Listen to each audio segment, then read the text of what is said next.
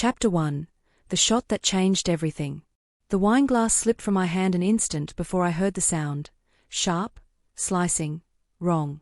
A sound that didn't belong inside a crowded restaurant, where forks clinked and quiet jazz curled through the air like cigarette smoke. Gunshot. I didn't think. My body moved first. Get down. I screamed. The Mafia boss didn't react fast enough. Or maybe he did, but I was closer. I dove across the narrow space, grabbed the front of his tailored suit, shoved him down. A second shot tore through the air, and then, impact. A burning punch in my side. The kind of pain that hits with teeth. My knees buckled, but I didn't fall. Not until I felt him drag me down with him, his arm hooking around my waist as we crashed behind an overturned table. Blood, mine, warm, spilling. His voice cut through the chaos.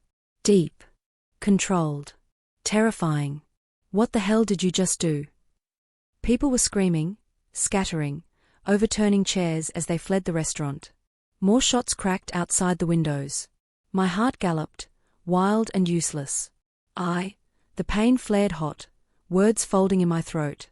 I felt a large palm apply pressure to my wound, firm, trained. Stay awake. His voice wasn't kind. It was a command. I looked up, straight into the eyes of the man I'd hated since the day I'd met him. Leonardo de Sanctis. Cold. Dangerous. Untouchably rich. The kind of man who walked into a room and everyone else became background noise. I'd been serving him every Thursday night for 3 months, and he'd never once smiled at me. He was the enemy to everyone with common sense. Including me. I don't know why I saved him. Maybe instinct. Maybe stupidity. Maybe fate laughing in my face. His hand pressed harder. You took a bullet for me. I let out a shaky breath. Lucky you. Sirens wailed outside. Shouts. Footsteps. Leonardo's jaw tightened. Stay with me, Piccola. I'm not your anything. His eyes flicked up, dark, simmering. You are now. I wanted to argue, but the pain pulled me downward, warm and drowning. The world blurred. His voice followed me into the dark. You don't get to die. Not for me. And then. Nothing. Chapter TWO. When I woke up, he owned me. Soft sheets. Cotton so smooth it felt like water. Something beeped rhythmically beside me. Steady. Patient. My eyelids fought me when I tried to open them, heavy like someone had placed weights on top. I wasn't dead. That was my first thought. My second was worse. I wasn't in a hospital. The ceiling above me was white marble with gold veining, lit by a warm chandelier. The air smelled faintly of cedarwood and something darker, expensive cologne I'd recognized only because I'd spent months serving it to its owner. A voice drifted from my right. Finally. I turned my head, and regretted it instantly. Pain shot through my side where the bullet had gone in. Leonardo de Sanctis sat in a leather chair, legs crossed, suit flawless, expression unreadable. A king in a modern palace. You're awake, he said. Good. I pushed myself up on shaking elbows. Why am I here? Because someone tried to kill me. His gaze didn't soften. And you intercepted the bullet. That doesn't answer my question. It wasn't meant to. He rose smoothly from his chair and approached the bed. He moved like a predator who'd never known fear. You were unconscious. I made sure you got medical attention. The best. You kidnapped me. I saved you. The audacity made my blood pressure spike. A hospital exists for a reason. A hospital reports gunshot wounds. He paused, eyes narrowing slightly. I don't appreciate attention.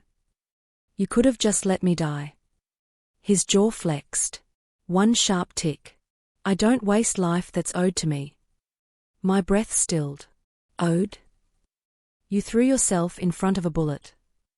He leaned forward, bracing a hand on the bed. Your life is now tied to mine. I didn't do it for you. I did it because. Instinct, he said. Yes. I've replayed it many times.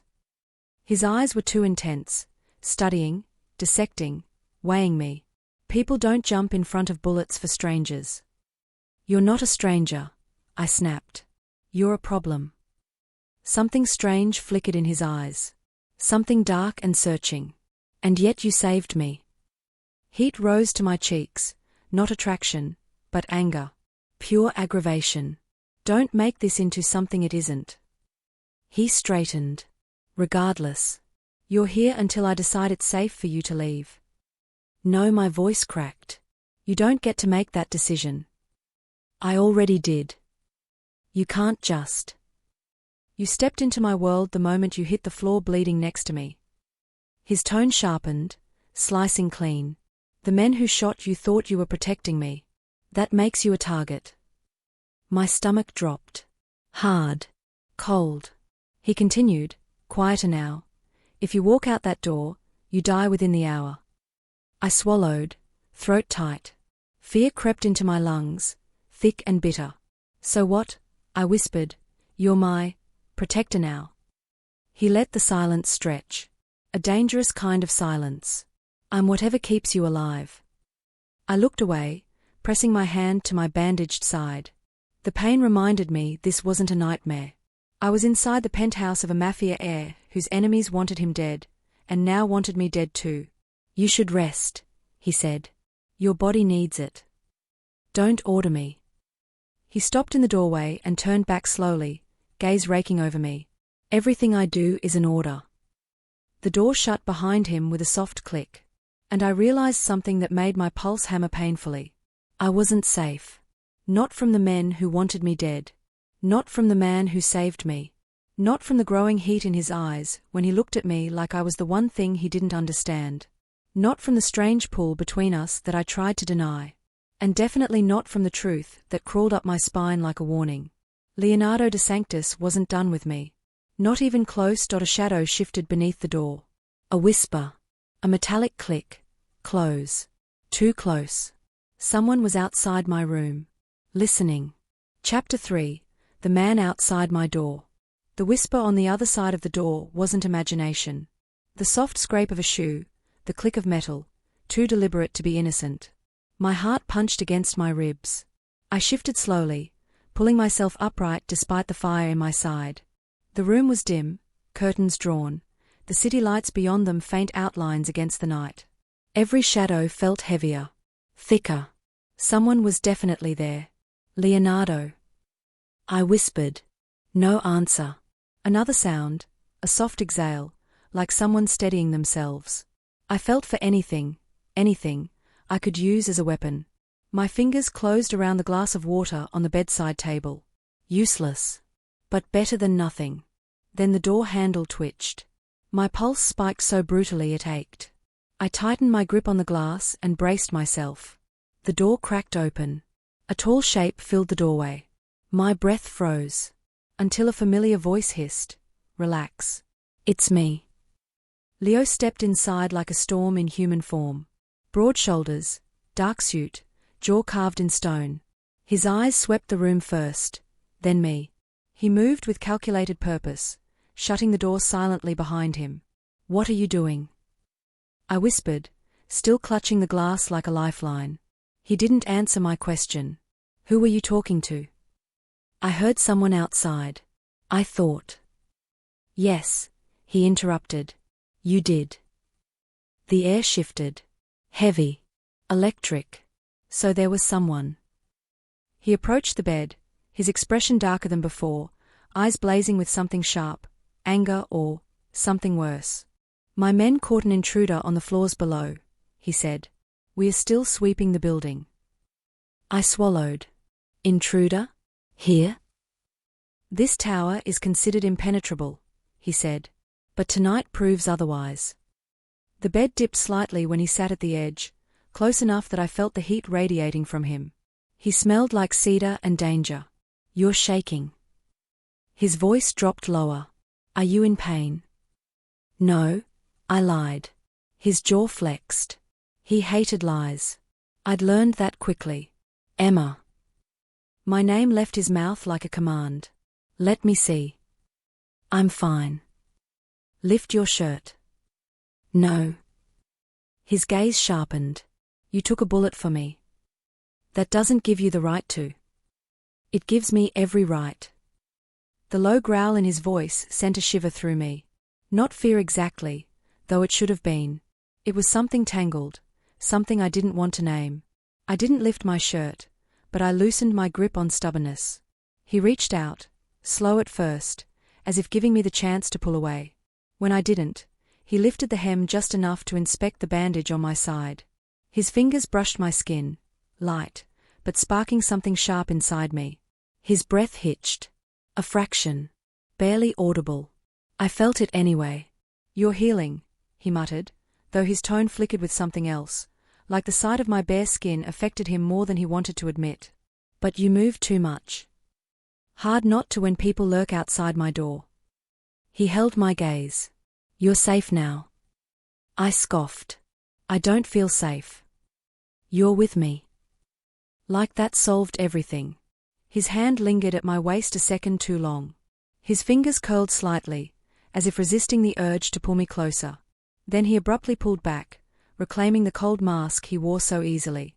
"I'll double the guards on your floor," he said, standing. "Until we neutralize the threat, you're not to leave this room unless I'm with you." I bristled. "So I'm your prisoner?" "No," he said softly. "You're under my protection." "And if I refuse?" The shadow of a smirk touched his lips, the dark kind that carried trouble. "You won't." "And you think you know me that well?"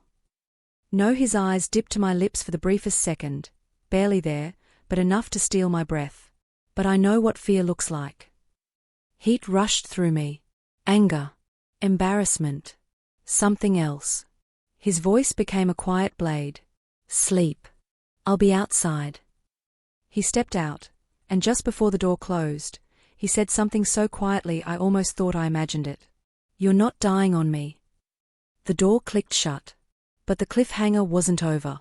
Seconds later, a loud crash echoed from somewhere inside the penthouse. I wasn't alone. Chapter 4: The Enemy Inside. The crash jolted me upright. Pain flared through my side, but adrenaline swallowed it quickly. My fingers dug into the sheets as I strained to hear more. Voices. Low. Urgent. Close. Footsteps hammered down the hallway outside my room. Then, "Secure the east wing. Check the terrace. Seal all exits." Shouting. Running. The thud of bodies hitting walls. Something was happening. I shoved aside the blanket and slid off the bed. My legs were unsteady, but I forced myself upright, gritting through the pain. I couldn't just lie here like a helpless piece on Leo's chessboard. I hobbled to the door and pressed my ear against it. Silence. Sudden. Too sudden. Then, a voice. Calm. Cold. "Leo's. Bring him in." A muffled struggle. A grunt. A choke. My pulse spiked. I cracked the door open just an inch. Leo stood in the hallway with two men in tactical black. Between them, forced to his knees, was another man, disheveled, bruised, blood streaking down his lip. His hands shook violently. Leo stared down at him with the kind of stillness that made even the walls look afraid. "Who sent you?" Leo asked. The intruder spat blood on the floor. "Go to hell." Leo sighed. Unoriginal. He nodded at the guard on the left. The man grabbed the intruder's hair and yanked his head back. The intruder groaned. My stomach twisted. Leo crouched, tilting his head as he studied the man. "You broke into my building. My home. You attempted to enter a room you had no business near." His voice dropped to a razor. "Why?" Silence. Leo's jaw hardened. Wrong answer. He stood and stepped back. The guard slammed the intruder to the floor. I flinched. Leo looked terrifyingly composed as he said, again. Wait, the intruder gasped, coughing. "I was paid to watch the girl." My blood ran cold. Leo stilled. "The girl?" His tone went deadly. "Her name?" "The waitress," the intruder rasped. "The one who took the bullet." My breath caught. Leo moved so fast I barely saw it. A violent, precise strike that pinned the intruder's head to the floor by the throat. His voice was a low storm. "Who?" Sent. You. I don't know his name. I just know the warning. Watch her. Grab her if he slips. Leo's expression turned lethal. Grab her, he repeated softly. Yes. Yes. He said she saw too much. Leo straightened slowly, like a predator rising from the kill. The intruder wheezed. Please, I didn't know she was important. Leo's voice dropped to something I'd never heard before, dark, cold, and deadly personal. She is. The hallway froze around the words. I grabbed the edge of the door to steady myself. He continued, if anyone touches her, anyone, there will be consequences that will echo through every family from here to Sicily. My breath hitched. I shouldn't have felt anything hearing that. But I did. Heat. Ache. Fear. Confusion. The intruder whimpered. I swear that's all I know. Leo nodded to his men. Take him. As they dragged the intruder away, Leo turned and saw me. His expression darkened instantly. What are you doing out of bed? He snapped, storming toward me. I backed up, chest tightening. I heard noises, I thought. You're bleeding. I looked down. Red blossomed through the edge of my bandage. Leo cursed under his breath, a sound that vibrated through the room. In 2 strides he was in front of me, scooping me up before I could protest. Put me down. No. I can walk. You're bleeding, he growled. And there are still threats in this building. You're not taking a single step on your own. He carried me back into the bedroom, kicking the door shut behind him. His grip was firm, possessive, careful, too careful for a man who claimed he felt nothing. He set me gently on the bed, but didn't move away. His hand cupped my jaw lightly, thumb brushing my cheek in a gesture so unexpected. My heart stopped. I told you not to leave this room, he said, voice low, intense. What would have happened if he had made it this far? I didn't want to sit here doing nothing. You being alive is not nothing. My breath caught. Then Leo said something that turned my blood to fire. I will kill anyone who tries to take you from me. The words hung between us, dangerous, intimate, wrong in every way, and yet striking something deep inside me I wasn't ready to admit.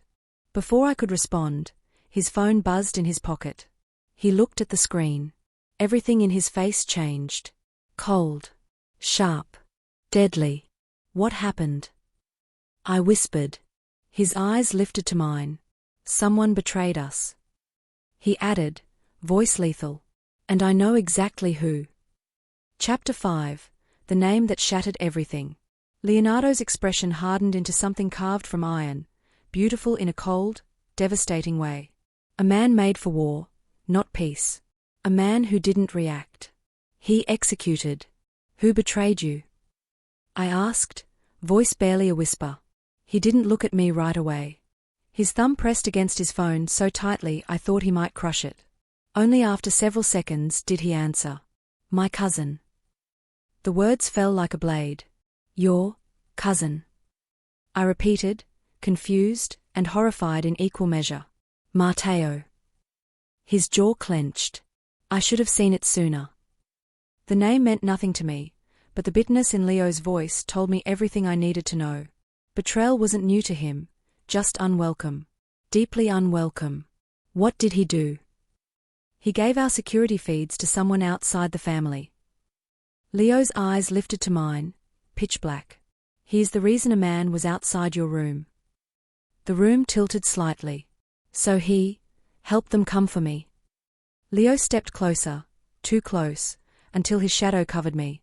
No, he said, dark and low. He helped them come for me. You were collateral. They think taking you will weaken my hand. My breath caught. Will it? His eyes burned into mine. More than they should ever know. My heartbeat thudded painfully. Not because of the danger, but because he meant it. He meant me. Before I could speak, he stepped away and dialed someone. His voice dropped into a tone so lethal I barely recognized it. Bring him to me, Leo said. A pause. No. Alive. He hung up. I forced myself to steady my breathing. What are you going to do to him? That depends, he murmured, on whether he confesses, or lies. Leo. His gaze sharpened. He betrayed blood. There is no greater crime. Something shifted in him, something unguarded and uncomfortably human. You saved me, he said quietly. And that brought you enemies you never asked for. If Matteo helped them, he'll answer for it. My chest tightened. I wasn't sure if it was fear, gratitude, or the unbearable tension that lingered every time he looked at me like that. Emma, he said, stepping closer. What happened tonight won't happen again. You have my word. I don't want your word. I want answers. He studied me for a moment, then sighed, a rare, almost weary sound. You think I don't want you safe? He moved toward me, slow as gravity pulling the moon. You think I don't feel responsible for you being dragged into this? You are responsible, Leonardo. His nostrils flared. He didn't disagree. The air between us grew charged, dangerous. My pulse skipped. His gaze dropped to my mouth again. And again, he caught himself, ripping his attention back to my eyes. Rest, he said, voice rougher than before. I have a traitor to deal with. He turned to leave. But the door burst open. Two of his men dragged someone inside, someone bruised, furious, and familiar to Leonardo.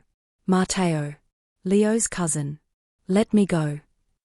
Matteo snarled, struggling against their grip. Leo, listen to me. Leo didn't even blink. Close the door. The guards obeyed. I felt the air pressure change. Something terrible was about to unfold. Matteo's eyes darted to me. Recognition. Surprise.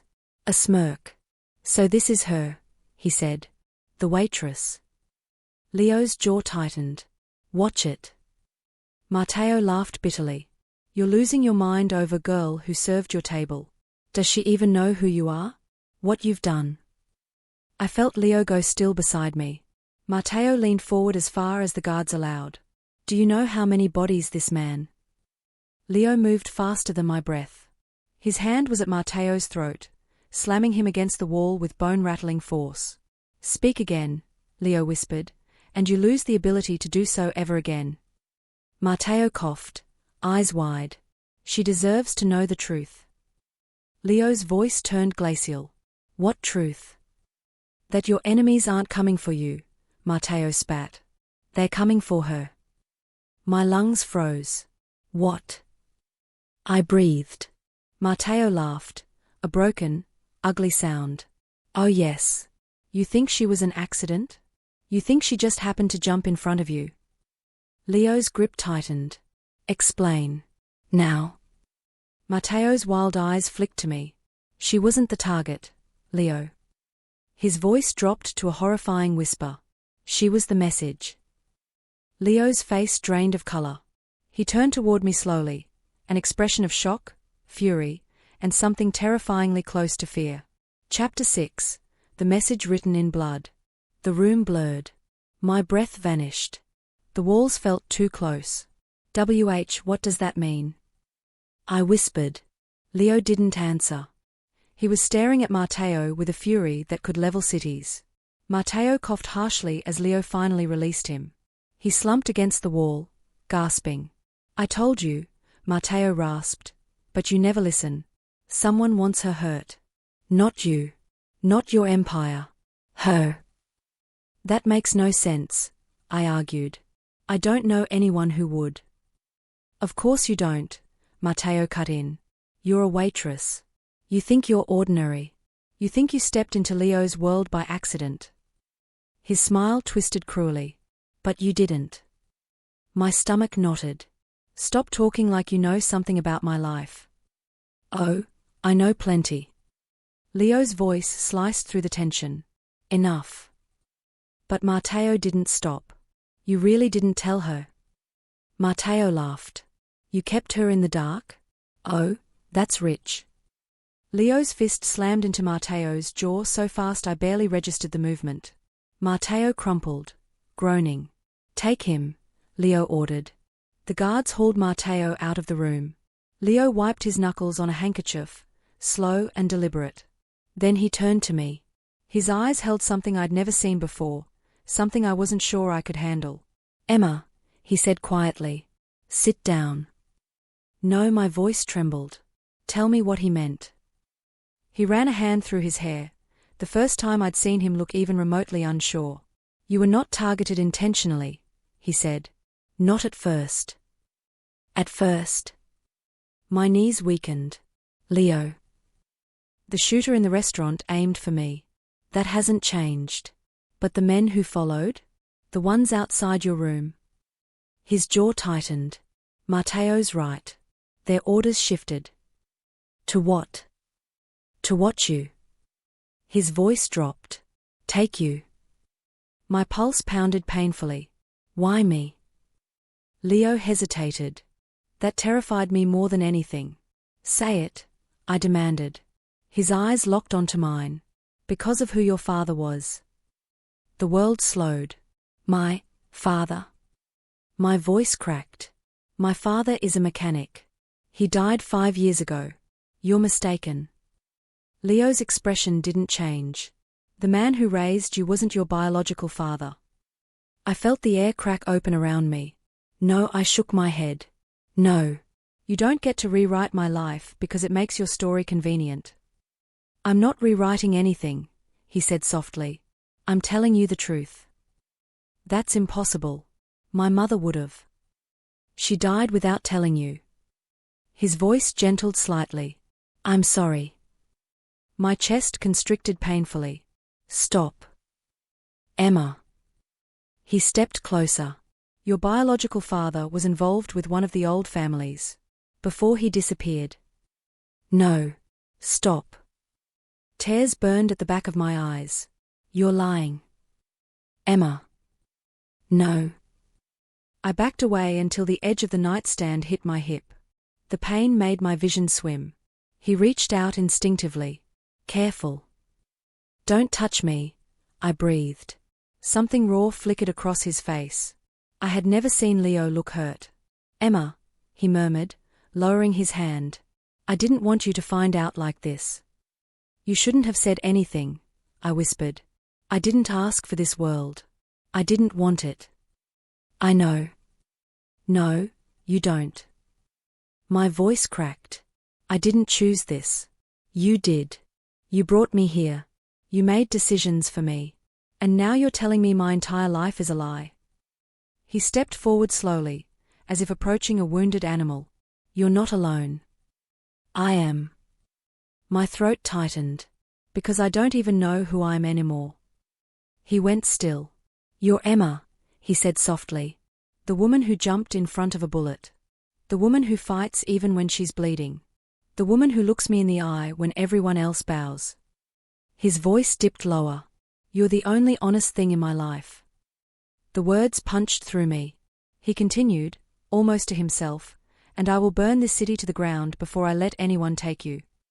Something in my chest fractured. I hated him. I needed him. I didn't know which was worse. "I can't stay here," I whispered. "Yes." His voice was iron. "You can." "No. You're not safe anywhere else." "That's not your choice." His eyes darkened. "Everything changed the moment you saved me." A beat of silence. Heavy. Electric. Then he said the words that ended the chapter of my old life forever. "Someone isn't after me, Emma. They're after you. And I will find out why." Before I could respond, an alarm blared through the penthouse. Sharp, piercing, violent. "Leo," I whispered. "What is that?" His eyes went cold. "Someone just breached the top floor." Chapter 7. The Breach. Approx. 1,030 words. The alarm shrieked louder, vibrating through the marble floors. Red lights flashed along the hallway outside, casting the room in sharp, pulsing shadows. Leo didn't hesitate. He grabbed my arm, not roughly, but firmly enough that I knew resistance was pointless, and pulled me behind him as he moved toward the door. "What does it mean?" I yelled over the noise. "That someone is exactly where they shouldn't be."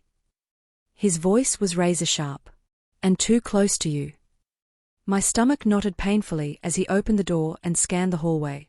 Men in black tactical gear rushed past, weapons drawn. The air reeked of gun oil and adrenaline. "Stay behind me," Leo ordered. "You think I'm going to run toward danger?" "No," he said grimly. "I think danger is running toward you." We made it halfway down the corridor when, bang! The elevator doors at the far end exploded outward, metal shards flying. Gunfire erupted. Leo shoved me behind a column, shielding me with his body. My heart slammed against my ribs so hard it hurt. "Who are they?" I whispered. He didn't look back. "Professionals. Assassins." Worse. More gunfire. Screams. The crack of shattering glass. Leo peeked around the corner, his jaw tightening. "They have silencers. They came prepared." "For you?" I said. "For us." Another spray of bullets sparked against the marble. Leo flinched, then reached under his jacket and pulled out a sleek black pistol. "You had a gun this whole time?" I hissed. He gave me a sharp look. "I am a DeSanctus." I didn't have time to argue. He grabbed my chin gently but firmly. "Listen to me. When I move, you move. When I stop, you stop. Do not drop behind. Do not run ahead. Do not freeze. Understand?" My throat tightened. "Yes." "Good." He stepped out from behind the column, firing 2 clean shots. 2 bodies dropped instantly. "Stay close," he ordered, moving fast. We sprinted down the next hall. Every step sent pain tearing through my side, but fear kept me moving. We turned the corner. A man lunged at Leo with a knife. Leo disarmed him with terrifying efficiency. 1 twist, 1 blow, 1 stab of the man's own blade. The attacker dropped, clutching his throat. I stared, breathless, as Leo wiped blood off his cheek with the back of his hand. He noticed my expression. "You're shocked?" "I didn't expect you to be that efficient," he supplied. I swallowed. "Lethal." His gaze softened, barely. "I only kill when I must." "That's supposed to comfort me." He stepped closer, eyes burning. "Yes." Before I could respond, a voice crackled through the building's intercom. "Leonardo DeSanctus," a distorted male voice said. "We only want the girl." My blood froze. The attackers halted their gunfire. Silence stretched like a blade. Leo's entire body went rigid. Every line of him screamed violence. He grabbed the intercom on the wall and pressed the button. "Come claim her," he growled. The speaker crackled again. "We already have." My heartbeat stopped. "What?" I gasped. Leo's eyes widened, not fear, but fury so deep it shook the air itself. He turned sharply. "Emma, move." Where? To the panic room. I stumbled after him as he dragged me down the corridor, past fallen bodies, past shattered glass and bullet holes. "But they said." "They're lying," he snapped. "Their only weapon is fear. They're trying to make you panic." "Is it working?" The faintest twitch tugged at his mouth. "Stay alive and I'll let you panic later." We reached a steel door hidden behind a wall panel. Leo pressed his thumb to a scanner. The heavy locks disengaged with a metallic groan. "Inside," he ordered. "No," I said, heart pounding. "I'm not hiding while you." He grabbed my shoulders, forcing me to face him. "I will end every man in this building before I let them touch you," he said fiercely. "But I can't fight if I'm wondering whether you're bleeding out behind me." The intensity in his voice cut straight through my fear. I stepped inside. The moment Leo turned to close the door, a bullet tore through the hallway. "Leo!" I screamed. He ducked behind the steel frame, firing back. The bullet ricocheted off the metal inches from my face. "Stay inside," he shouted. "No." The assassin emerged from the smoke, tall, masked, silent. Leo fired. Click. Empty. The assassin raised his gun at Leo. Time slowed. I didn't think. I launched myself out of the panic room, slamming into the attacker with all the strength I had left. The gun went off, the shot ripping into the wall. The man recovered fast, too fast. He grabbed my arm, yanked me back, and pressed the muzzle to my head. Leo froze. "Let her go," he said, voice deadly calm. The attacker didn't move. "She comes with us." "No," Leo said. "She doesn't." "You can't stop it," the attacker said. "Orders are orders." Leo's voice dropped to a lethal whisper. "Then disobey them." The attacker clicked off the safety. I felt cold metal dig into my temple. Leo stepped forward, and the gunshot echoed. Chapter 8. The Devil You Know. The gunshot rang out like thunder. My ears rang. My vision blurred. I waited for pain, sharp, deep, final. But it never came. The body holding me went limp.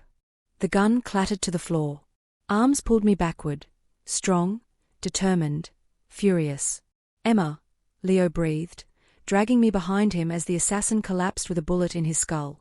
"Are you hurt?" I shook my head, shaking uncontrollably. You killed him." Leo didn't look at the body. "I did what I had to." "But your gun was empty." "I don't need a gun to kill," he said. "Stay behind me." I swallowed hard, the reality of him settling deep and heavy in my stomach. He was lethal, efficient, devastating, and he had chosen to use all of that to protect me. We moved quickly through the hallway. The alarms quieted, the gunfire faded. Leo's men had regained control. Who were they? I asked. "Not local," Leo said. "Not amateurs." "Then who?" He stopped walking. "Men hired by someone who knows exactly who you are." I froze. Who I am. "Leo, we don't even know that. We don't know if what Matteo said is true." "It is." "How can you be so sure?" "Because the only families old enough to know about your biological father are the same ones who operate assassins like these." His jaw tightened. "Emma, someone out there has been waiting for you to appear." My throat tightened. "Why?" "That's what I intend to find out." We started moving again. The hallway opened into the main living area of the penthouse. Glass walls, panoramic city lights, and the aftermath of a battle. Broken furniture. Smeared blood. Fallen men in black gear. Leo exhaled sharply. "This is a message. A very loud one." "I don't understand," I whispered. He turned to me. Something haunted his gaze. "You weren't supposed to survive the restaurant shooting." The words hit harder than any bullet. "What?" "They wanted you dead that night. They assumed you would be." The room spun slowly. "They thought once you hit the ground, you wouldn't get up again," Leo continued quietly. "When you did, everything changed." My voice fractured. "I don't." "You're not at fault," he said firmly. "But you're in danger. Real danger." I shook my head. "I'm just a waitress." "You're not," he said. "Not to them." Anger surged through me. "And not to you." His eyes met mine. "Not to me," he echoed softly. Something in my chest broke open. Something I didn't want to feel, but couldn't stop. He stepped closer, lifting a hand as if to touch my face. He hesitated. I didn't move. His thumb brushed my cheek, slow, gentle, devastating. My heart pounded so hard it hurt. "You're safe now," he murmured. "No," I whispered. "I'm safe with you." His breath caught. Our faces were inches apart. The air between us thickened, charged. His hand slid to the back of my neck, fingers curling, pulling me closer. I should have pulled away. I didn't. His forehead touched mine, soft as a promise, dangerous as a sin. "Emma," he whispered. Then, a phone rang. Leo stiffened, jaw locking. He stepped back slowly, breath uneven. I could see the battle in his eyes, the one he fought every time he got too close to me. He answered the phone. "Speak." A pause. Leo's face turned to stone. "When?" he demanded. Another pause. "Where?" My stomach twisted. Leo ended the call and slipped the phone into his pocket. What happened? I asked. He stared at the floor for a long, tense moment. Then he looked up. Matteo escaped.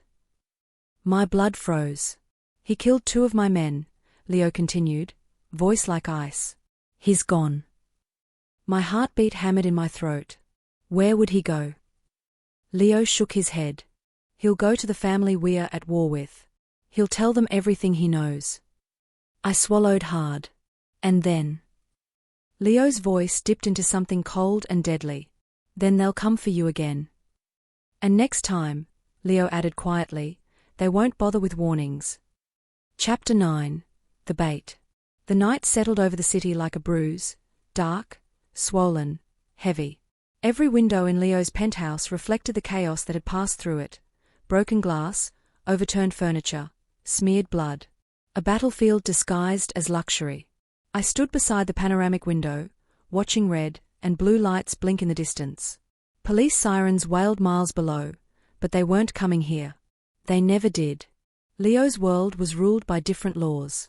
Behind me, Leo paced, his movements tight and controlled, like a man standing at the edge of a cliff fighting the urge to jump. Matteo escaping changes everything, he said without looking at me. He knows too much. You mean he knows about me? Leo stopped pacing. Yes, he said quietly. About you. And about your father. I swallowed hard. If he knows, then the people hunting me will know too. They already do. A cold shiver crawled up my spine. Then we need to run, I whispered. Hide. Get out of the city. Leo turned to me, slow, deliberate. No, he said. Running makes you prey. And I don't allow the people I care about to become prey. My breath stalled. You care? He didn't blink. Yes. The word hit like a blow.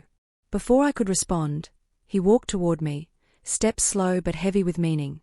He stopped inches away, close enough that the warmth of his body pressed into the cold air around me. They want to use you to hurt me, he said. So we flipped the script. I frowned. How? You become the bait. My heart slammed. You can't be serious. I am. No. Leo, no. I'm not letting you dangle me in front of your enemies like a lure. His voice softened, not in weakness, but in something terrifyingly intimate. You won't be dangling. You'll be with me. That doesn't make it better. It makes it survivable. I shook my head, tears stinging my eyes. I'm not a soldier. I'm not part of this world. You are now. No, my voice cracked. I didn't choose any of this. Leo cupped my jaw gently, shockingly gently for a man who had killed with his bare hands less than an hour ago. I know, he murmured. But I'm not asking you to fight. Then what are you asking?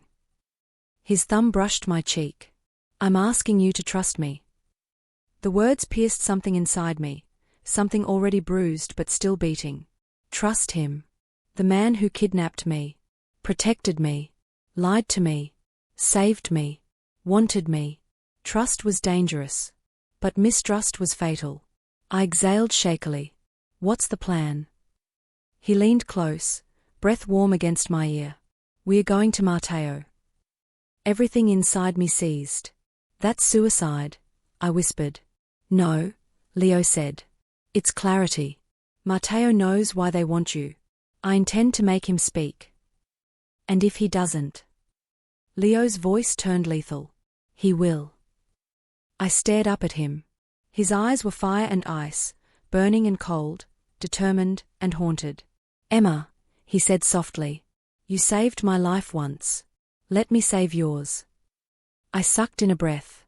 My chest tightened painfully, not from fear, but from the very thing I wasn't ready to confess. I'll go, I whispered.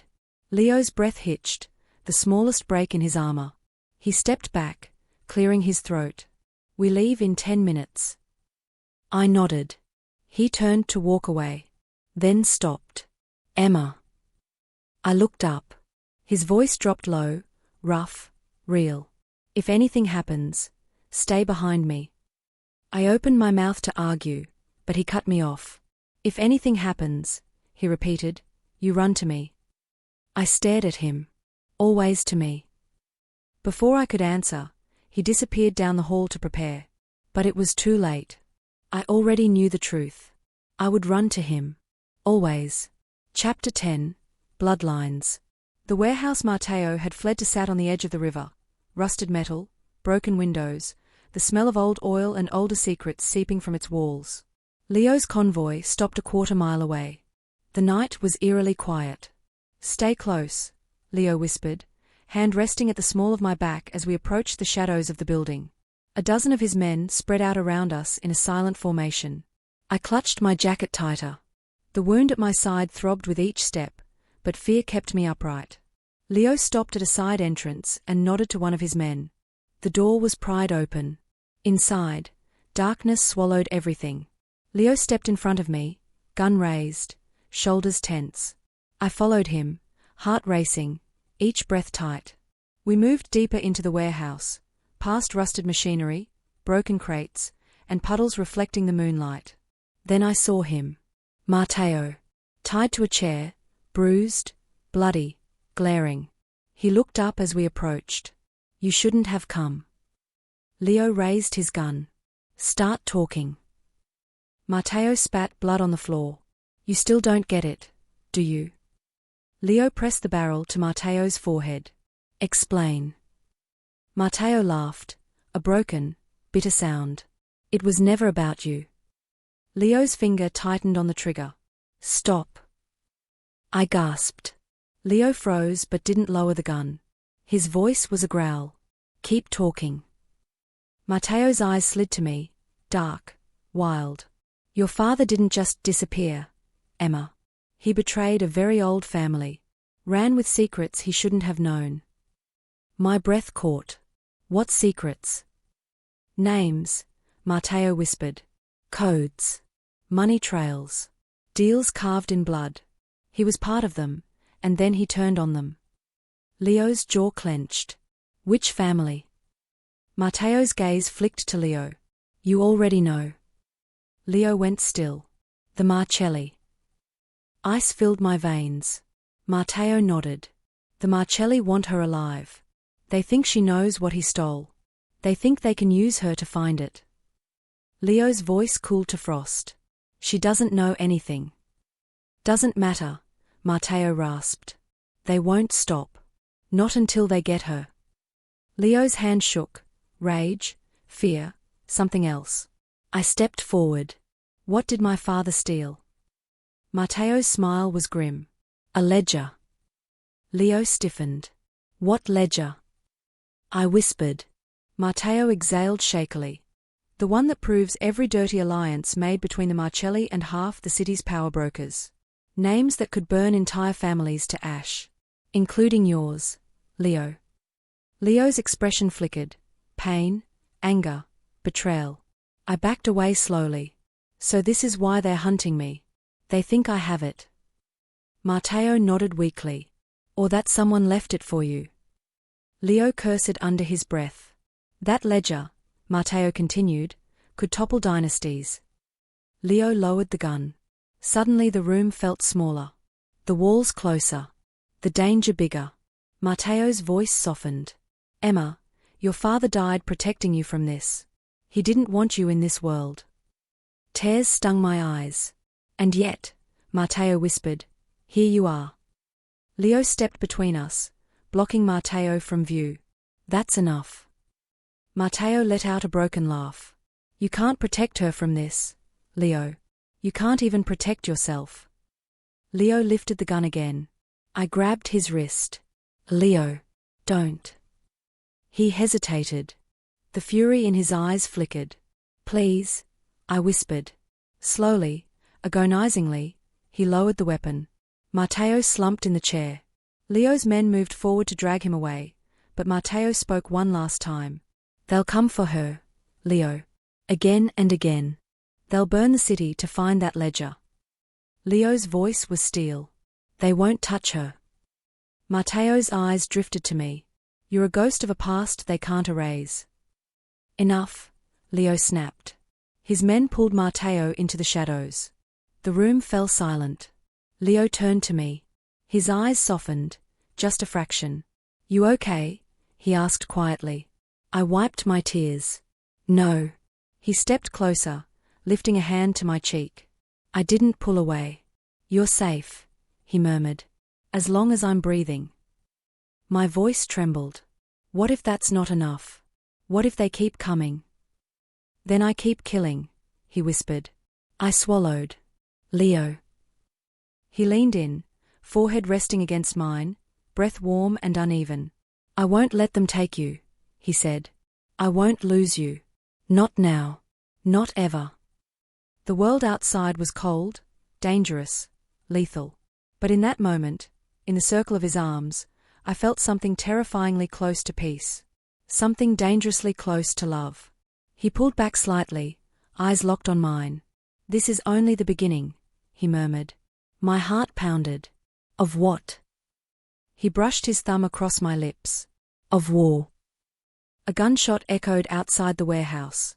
A scream followed. Then the unmistakable whisper of a voice I'd never heard, but somehow recognized. "Emma Collins belongs to us." Leo's eyes went cold. And I knew. This story was far from over.